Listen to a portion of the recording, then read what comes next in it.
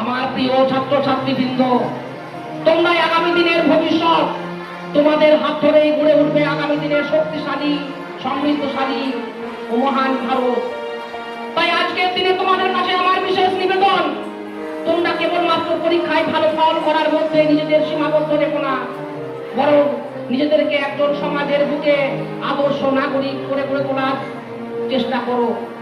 মনে রেখো, একটি দেশের প্রকৃত শক্তি তার অস্ত্র ভান্ডারে নয়, একটি দেশের প্রকৃত শক্তি তার দেশের নাগরিকদের চরিত্র, শিক্ষা, সংস্কৃতি এবং মূল্যবোধের মধ্যে নিহিত থাকে।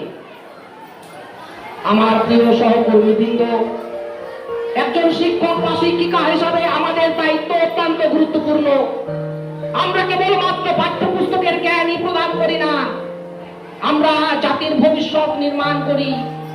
তাই আসুন আজকের দিনে দাঁড়িয়ে আমরা সকলে মিলে এই অঙ্গীকার করি, আমরা এমন একটি প্রজন্ম গড়ে তুলব যারা কেবলমাত্র পেশাগতভাবে সফল হবে না, যারা সমাজের বুকে একজন আদর্শ নাগরিক হিসেবে প্রতিষ্ঠা করতে সক্ষম হবে।